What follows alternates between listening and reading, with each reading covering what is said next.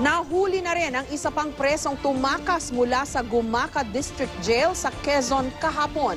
Kasunod yan ang pagkakaaresto ng isa pa niyang kasama. May 6 pang preso ang tinutugis ngayon ng mga otoridad.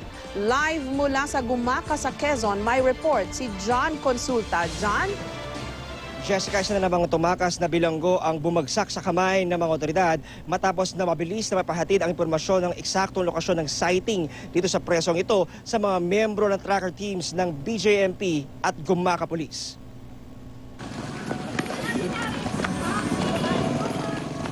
Napasugod ang mga tauhan ng Gumaca PNP at BJMP tracking teams sa bahagi ng bundok na ito sa Gumaca, Quezon. May namatan daw kasing gumagapang sa talahiban doon.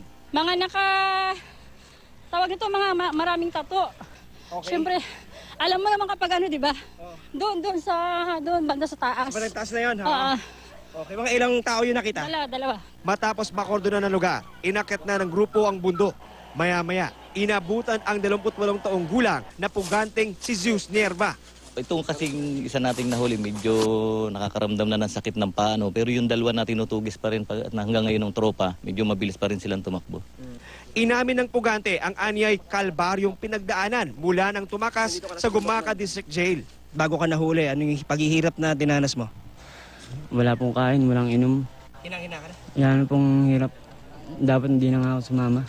Inamin niya na sinamantala nila ang brownout sa kanilang pagtakas. Alam din daw nilang hindi gumagana ang CCTV dahil walang kuryente. Anong plano niyo sana? Kung bago ka nahuli, anong plano niyo? Sila, Nicole po, mamay nila daw po. Ano sa Maynila? Hindi ko maintindihan ko sa Las Piñas o sa Paranaque. Nagtalaga na ng blocking force ang BJMP at Gumaca Police sa mga tabing barangay dito sa Gumaca para tuluyang masakote ang natitirang 6 na bilanggo na tumakas sa kanilang district jail. Kailangan mag-coordinate tayo sa mga kababayan natin para masakutin natin yung lumalabag sa batas. Okay. Sa ngayon, Ma'am Jess, ay patuloy naman ang sinasagawang eksaminasyon dito sa na-recover na cellphone na nahulog ng isa sa mga tumakas sa bilanggo dahil mahalaga raw itong mga impormasyon na makakalap sa kanila. Katulad na nga dito, Ma'am Jess, itong lokasyon ng kanilang mga meeting place at yung kanilang destinasyon at mga plano sa oras na makatakas na nga dito sa City Jail ng Gumaca. Ma'am Jess. Parang hinang-hina yung nadakip uling preso dyan.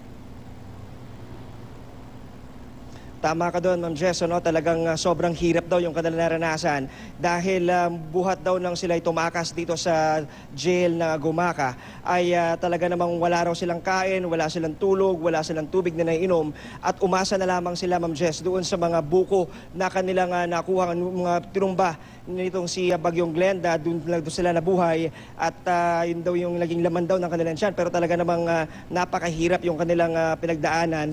Sa katunayan nga, Ma'am Jess, no, mapapansin natin, buhat-buhat na itong si Zeus Nerva nung mga tumulong na mga residente roon. At isa sa mga naging problema niya, Ma'am Jess, ay medyo nagkaroon siya ng injury sa paa matapos ngang tumalon ng hindi kagandaan yung kanyang pagkabagsak. At sa haba na rin ng kanyang nilakad, buhat nang siya'y tumakas dito sa kanilang kulungan. Ma'am Jess. 10, tama ba? 10 lahat silang tumakas. Yung ilan nahuli na, 6 pa yung kailangang mahanap.